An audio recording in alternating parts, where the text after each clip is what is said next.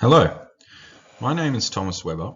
My tutor is Jennifer Clifton for EUB 343-2, and today I'm here to present a showcase of my practical experience, particularly a learning experience and teaching experience I had in Year 10 Essential English. Their assessment tasks involved them writing a biography using an interview with a real-life person which they conducted themselves. I was given this class relatively early in the practical experience and told that I would conduct all of their lessons. This allowed me to create a plan for a targeted learning experience. Before I established the learning intention, I would need to understand the student's ability level in relation to the content and desired outcomes for the unit. Therefore, I performed a summative assessment where the students wrote a biography based on information received about their teacher. Their first lesson was spent writing this biography, which they then submitted. This slide provides an example of one student, whom I will call Student 1, and his biography.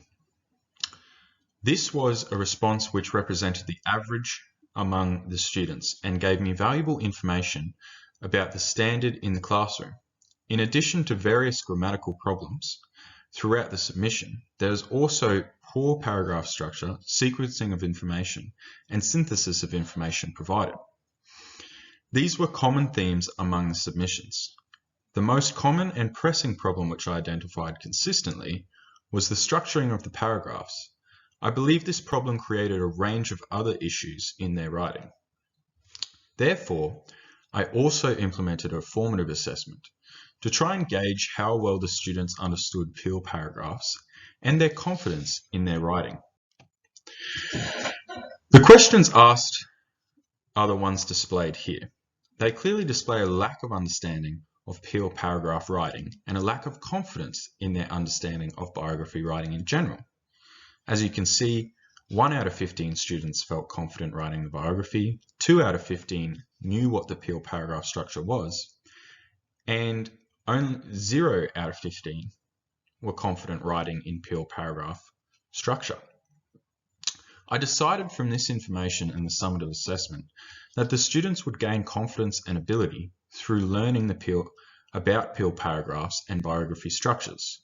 I then established the learning intention for students to understand pure paragraphs and be able to synthesize information to effectively write in this format. In Lesson 2 and 3, I employed several teaching strategies to teach the students about writing well-structured biographies. Using an exemplar of the biography to teach students about key points of a biography, what information is important to include, structures and pure paragraphs. I had students work in pairs to analyze and take notes on the biography to form a larger class discussion, followed by a teacher-led analysis of the exemplar to cover anything that the students had not identified. Then I reviewed pure paragraph structure in some more detail on a PowerPoint, as this is key to the learning intention and following lessons. In Lessons 4 and 5, I provided them with a new set of interview responses and set the work of writing an introduction using the pure paragraph structure. With the learning from the previous lessons, I thought it would be a suitable time to let them try and write using the structure and evaluate their learning once more.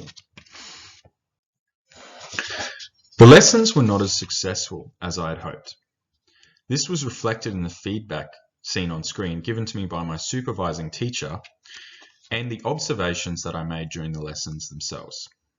During the note-taking and paired activity, where the students discussed and took notes on the example biography, I found that the students struggled to comprehend and write about the biography. Some students even disengaged, as I think the work was too difficult for them to achieve.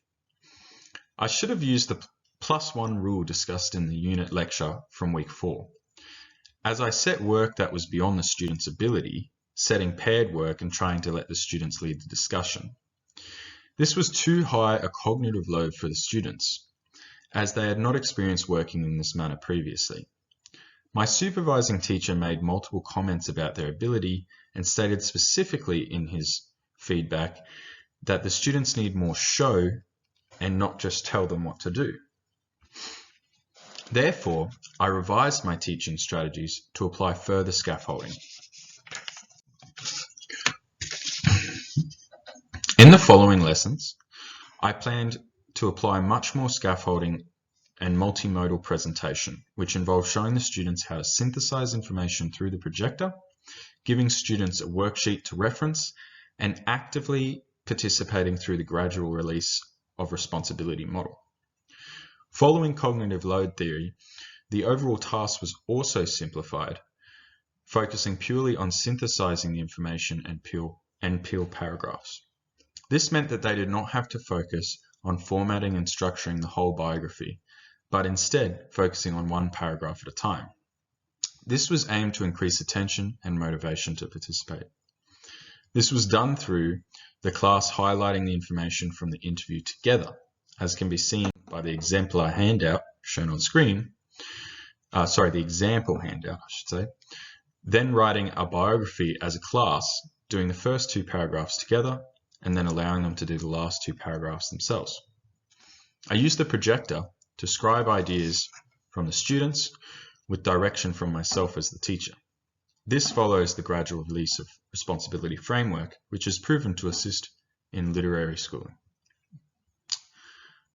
After leading the students through the learning experiences over a period of 4 more lessons, I was ready to perform the last summative assessment, where they would use the peel paragraph writing structure to write an introduction on their own. Providing them with a set of interview responses, I had them write an introduction under test-style conditions to replicate the original piece of summative assessment.